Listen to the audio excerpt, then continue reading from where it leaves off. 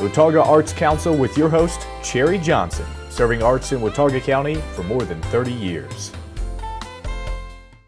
Hi, I'm Cherry Johnson with Watauga County Arts Council, and one of the programs that I always love bringing to you is talking about our Regional Artist Project Grant.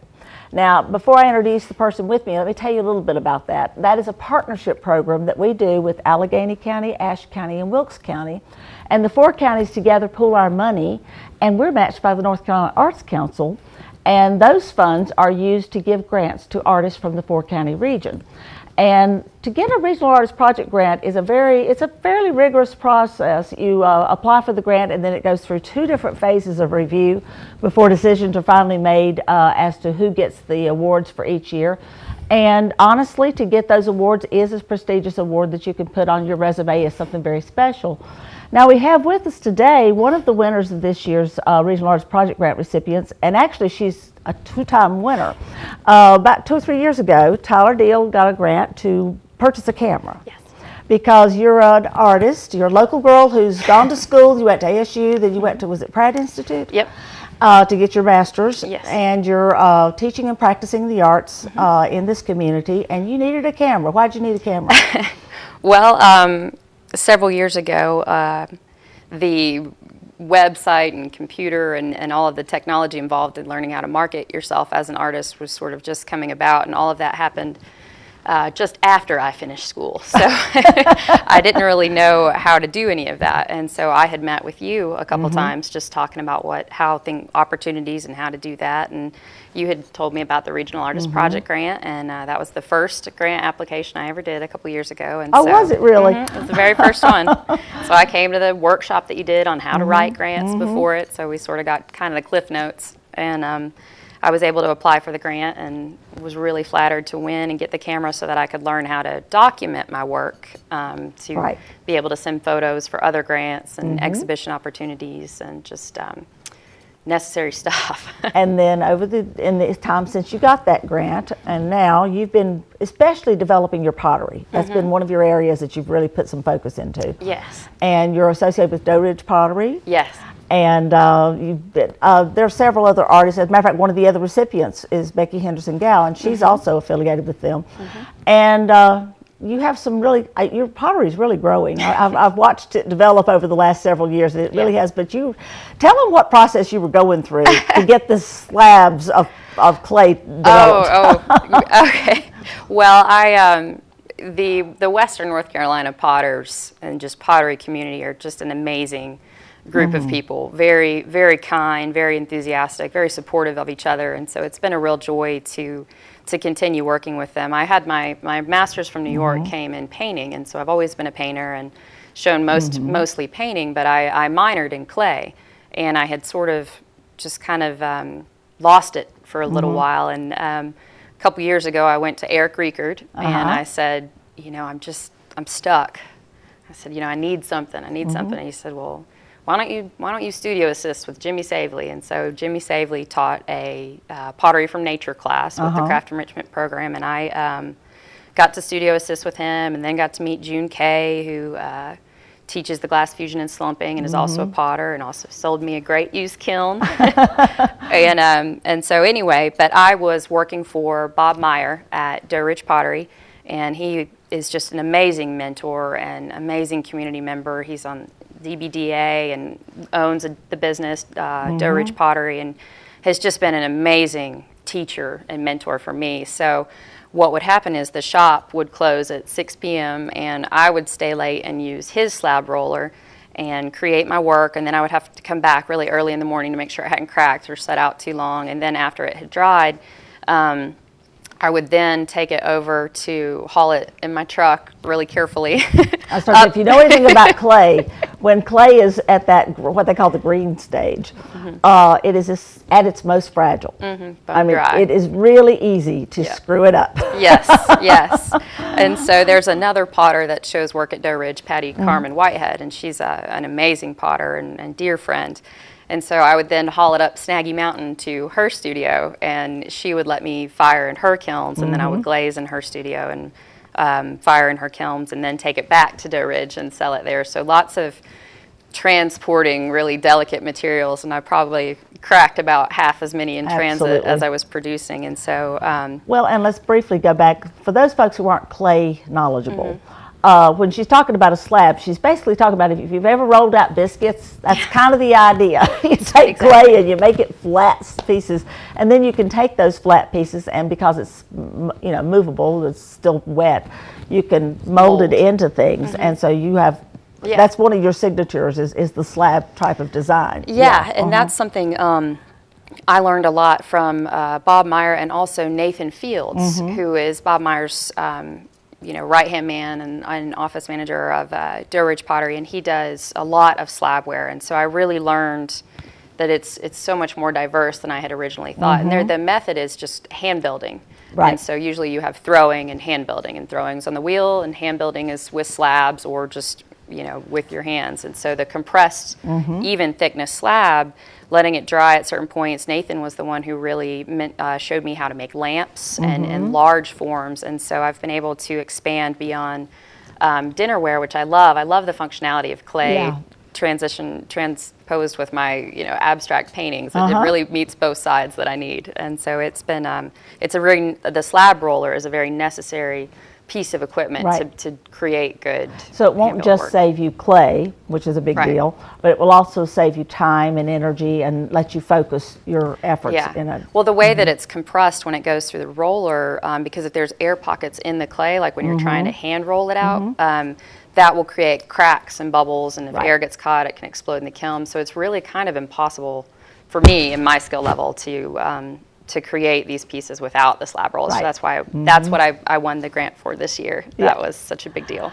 Now, as you said, you're a painter as well, and you're a lot of other things. I mean, being a teacher in the arts, you have to be a lot of other things. And artists have a tendency anyway to be multi-medium focused. I mean, they dabble in this, they dabble in that, and they dabble in something else. It's rare that they're focused only on one. You've taken your painting in a new direction. We've got she's been doing a project lately that is something that has been in the back of my mind for a very long time, and something I've wanted to see happen, didn't have the time and energy to put toward it, and lo and behold, Tyler developed it and came to me and said, guess what I'm doing? So I was excited to hear that you're doing this, because I think it's going to offer so many new directions in the arts in this whole region, not just this community. You are a very community-minded person. That's the other side of Tyler, is that you are very focused on, and that comes naturally. That's your family heritage, is to be community-focused. And so you're kind of combining everything. Talk to me about that. Okay. I grew up here in Boone, and very community-minded upbringing. The Deal family, my mom was a special education teacher, and my father is an attorney, but also has served on Board of Education and all of that. And so just working in the community and giving back has just been such an ethical part of the way I view the world and the way I view my place in the world, and particularly in our community. So when I was in undergrad, I originally started at University of Montana, and so I went back out to Montana after finishing my degree in New York, because I had to get away from the concrete jungle. And when I was there, I worked with a nonprofit organization called Living Art of Montana. And I was able to offer beginning painting classes to cancer survivors. So that was my first exposure to that kind of work. And then when I came back to Boone, my mother is a 2-time breast cancer survivor, and my aunt is a cancer survivor, and my older sister just finished her treatments and reconstruction as a breast cancer survivor. So I don't know anybody in this community that I have grown up with that isn't touched by cancer.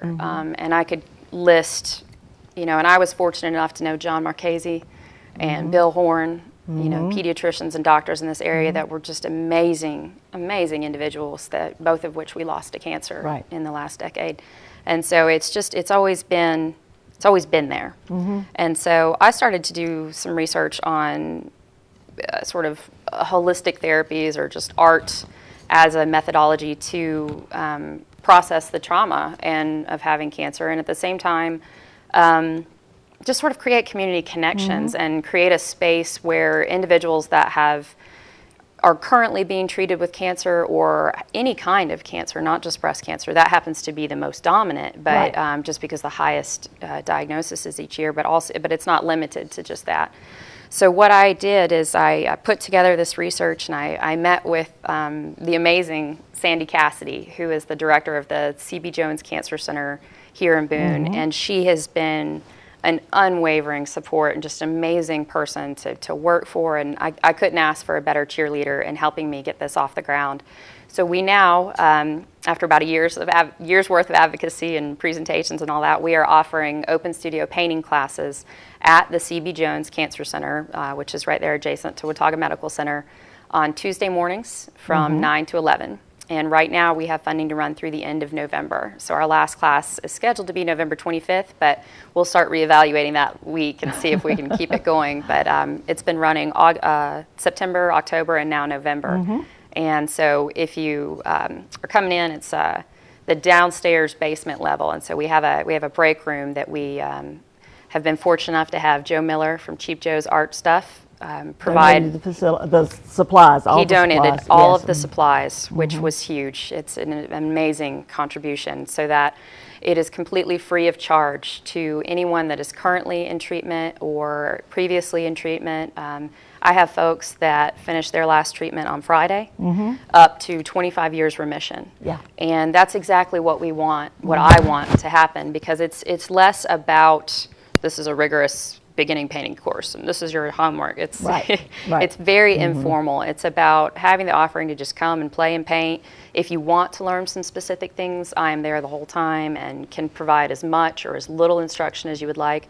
But it's more about, I guess, historically in our community and a lot of communities, once your hands get busy, your guard drops a little bit and you kind of just start talking.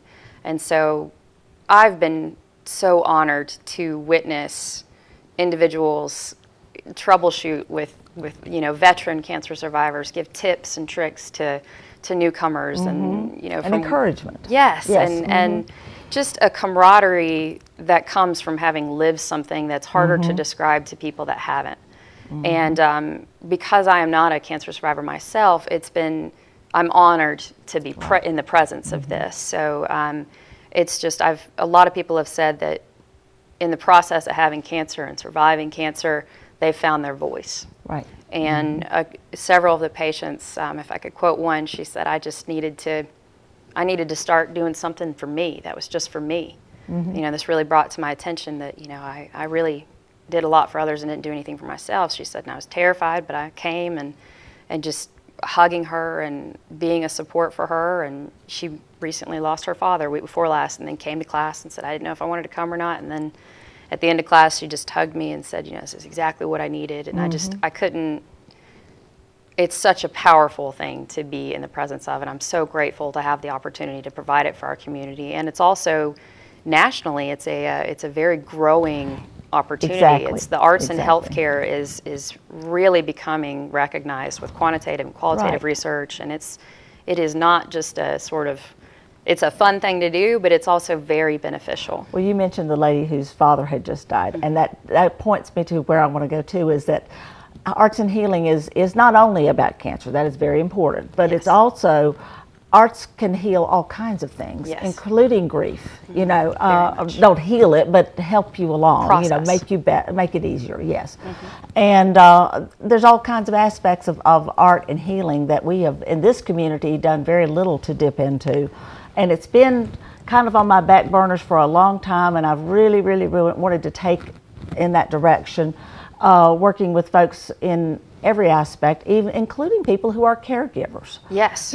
Because they need therapy, they need help, they need encouragement, they need some kind of escape therapy. They need a place to vent and process with what they're dealing with. I worked as a CNA in Idaho and Montana after I finished my master's in fine arts, which is another random thing by I loved it. I actually had a great time. It really reconnected me to people and the human side of the world after having lived in New York for a couple years. It's easy for that to get lost a little bit. So I actually did my clinicals at the state VA home in Idaho, and that's where I really started thinking about the use of arts and healing, because I worked with veterans and World War II veterans and Alzheimer's and dementia patients. And now you hear so much about PTSD. Yes, you know. yes. And they have an art therapist that works on the base in Jacksonville. We had a student come in to the expressive arts therapy program at ASU talking about how his art therapist at on base at Jacksonville had told him about this program at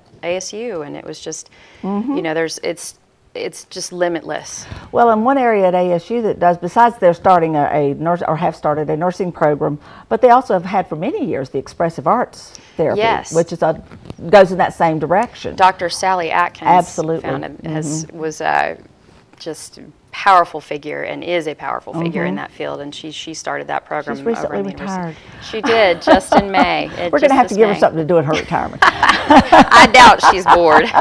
She's a busy lady. So this community is so rich in so many ways, but I think that there's so many new directions that we can enhance and improve and make things even better. You know, and this is definitely one of the areas that I want to see us go in. Now, you're taking this whole thing internationally as well. Yes, it's just the idea of being a community-minded artist and giving back locally and globally. And I was fortunate enough to meet Ashley Namiro at the North Carolina Counselors Association conference this past January, and she was giving a presentation on using the arts with a refugee and displaced population in the Democratic Republic of the Congo. And I saw the title, and you're looking at these conference books, there's so many things, and they all looked pretty clinical and they were interesting, but I was really looking for this, and I saw that, it was just yes. And so I went to the lecture, and she and I ended up talking afterward and have maintained a connection, and so much so that I've applied for several grants and through the university, and I'm going to be able to travel to the Democratic Republic of the Congo, to the city of Bukavu, and work with her organization, which is Mamafrica Designs. And the organization, and she would be much better at explaining it all, and I don't want to do poorly in that arena. But what I've been asked by her to create is it's called Mamafrica Designs, and it's about empowerment and opportunity, and it also deals with gender-based violence, and a lot of most of the individuals that are working at Mamafrica and have come to the Mamafrica Center are victims of rape, sexual abuse, violence, warfare in the southeastern area. And so this is northern, and so they have an opportunity to go through a group therapy process to deal with the trauma. They also are able to redevelop a community of women, which is something that is very integral to their culture and their life, and so they're able to do that through coming together at Mamafrica. And then they've also, the greater issue is, or the greater opportunity Mamafrica is, they create employment, long-term, lasting employment, because the most immediate concerns are, how do I feed my kids? How do I feed myself? Shelter, immediate concerns. And so the Mamafrica offers the opportunity. They have been able to get sewing machines donated, and they've have boutique fabrics from the region, and so they're creating all these products, purses, clothing, everything. And Ashley, the director, has been able to get their certified fair trade, and so she sells their products at numerous boutiques here in the U.S. and also at fundraisers. And I mean, she's a mover and a shaker. She's always up and running around, and all of the proceeds, 100% of the profits, go back to the women. And so they have been able to afford housing. They can pay school fees for their children. They can, all of this is happening through Mamafrica, and I believe they're 2 years, a little bit over 2 years, maybe closer to 3 years since inception. And so because it's doing so well, they've been able to expand and open a nursery now. So the women know that they work 8 to 4, Monday through Friday. The children are okay. The children have free, daycare. And then, so what we were talking about is they have a holistic approach, because so much trauma is, it affects your body. It presents itself somatically. And so we got to talking about arts and art, how art can be healing and all of that. And so she asked me to come over, and so basically this trip in December is going to be a research trip where I get to sort of meet the population and see the facilities and work with the individuals and be a part of what's happening over there. And then I'll come back, and during the spring I will be developing an art therapy component to integrate into their existing That's cool. group therapy for the women, and then also the education system in the DRC. Once the children are, they have the school fees and they're able to go, there's still no arts education. Right. And so since the idea is about empowerment from within, this is, the co-founder is Congolese. This is not an American aid, right. We're taking care of it for you. They are creating opportunity for themselves. They are empowering themselves. It's gender equality, and it's calling into a global issue of marginalized population of women and children, and giving them, microfinancing, and just seeing how to turn a country around by empowering its women. Well, okay, you're taking your American skills and you're going and you're enabling and helping and facilitating what they're doing, but I'm also thinking that you're going to be bringing back a lot of richness from there I hope so. to here to enhance this community. Yes. And so I can see how all of this is just going to tie itself together. The overriding theme for this is that the arts do more than just decorate. Yes.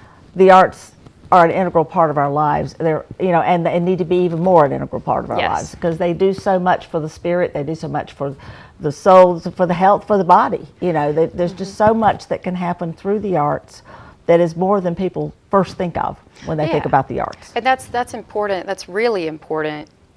Particularly now in this economic climate and in our state, as well as in our nation, is being able to remember that the arts are not, yes, there are individuals that want to just be artists, and that is not a lesser or greater or positive, that exists, and that is fine. But the other thing we have to remember is that all career fields, science, technology, engineering, mathematics, if you do not have imagination or creativity, no innovation is going to happen. So arts education in the elementary school system, and making sure that it's still available to the university population, what that does is our country as a whole needs that exposure to utilize that side of their brain where they do use creativity and imagination, so they can then take that process and put it into their field to progress their field forward. So I really don't think that arts are relegated to, or should be segregated to, just, oh, they just want to be a fine artist. If you just want to do that, that's absolutely fine. But what we as a country, as a community, as a state, as a whole need to remember is that innovation is what keeps our country from stagnating. That's what pulls us out of ruts, progress in all of our fields. And that happens because somebody in that field used their imagination to problem solve. So it's economic development as well as other things. I agree. So if we forget to teach children how to use that and maintain that side of their brain, if we neglect, absolutely. So maintaining that affects so much more than just our humanities. It's amazing what it can do for our humanities classes, and we need artists and musicians and writers, but we also need creativity and imagination in all of our fields. And if we allow those sides of all of our country's population's brains to just sort of get cobwebs on them, as a whole, we're not going to be able to move forward. Well, and it's more than just, it is very important to have arts in the education process for children growing up, but also for adults. No matter what your career is in, no matter what your job is every day, no matter what day-to-day routine you live in, the more that you bring arts into your environment through workshops, classes, interaction, participation, just appreciation, the more you do that, the better you're going to function in every other part of your life. And that comes back to what we were talking about with I would like to see this kernel that we've got going with the open studio painting classes at the Cancer Center grow to, as you were saying, involve classes for caregivers. And teachers and nursing staff, and these are all counselors, high burnout rate fields that need something to help them just kind of check out and have a moment of fun and be with individuals that are under the same stresses that they are, and have the arts and workshops be an opportunity to just invigorate you and take a break from the stress of the demanding positions that these people are in. And concurrent with your development of these classes specifically for cancer folks that have had or still have cancer, we are developing basically just community-wide workshops. And the two, as I see it, are going to merge and marry and interact with each other in many ways in the future. But right now, you can still be part of it. All you have to do is just, for example, Wednesday night, this past Wednesday night, we had a painting party, and they made barns. And the way that Rainey Rogers taught them to paint their barns was to start do it upside down. She just basically said, we're going to draw a line here, we're going to do this here, and these people just followed her lead, and they had such fun. They had such a great time. And it was, as you said, when your hands are busy, you interact and you become connected. A little bit less guarded. Exactly. And so the it was just so much fun for these folks to get together and do that. We're going to be doing a lot more painting parties with all kinds of things, not just barns. She does one on high heels. You can do one on any topic you can dream up. And so those are an opportunity. You know, coming up very shortly, we've got our spring series. We've just completed or are just now winding out our fall series of workshops. Getting ready to launch the spring series of workshops. Opportunities all over the place for you to get involved for one day, lots of days. You can take regular lessons or classes, or you can just simply do a one-shot, you know, and they vary extremely in cost, and many of them are very inexpensive. So, and we have some scholarship assistance available as well. So it's the great thing about the Regional Artist Project Grant is while I won the grant, which is amazing, for a slab roller, which is a pretty expensive piece of equipment. So I definitely, it wouldn't have happened without you guys. But that gives me the last piece of equipment for my home studio. And a lot of people in the community know the individual's home that I live in and take care of. It's Tom and Farrah Cottingham. Yeah. And they are just some powerful people from our community, and sort of known them since I was a child, and so it all comes around. Additional grandparents. And so I've built my home pottery studio on Farrah's porch, as I call it. And so this will be an opportunity to not only create more work myself independently, but also have small offerings through the Arts Council, because throwing, the muscles that you use in throwing on the wheel and even hand building does a lot of healing recovery for breast cancer patients. So, you know, from winning this, hopefully I can provide more opportunities through you guys. And it's about using all of the resources that we have in our community and working together to create offerings. Yes. Because we all know we got to pool our resources.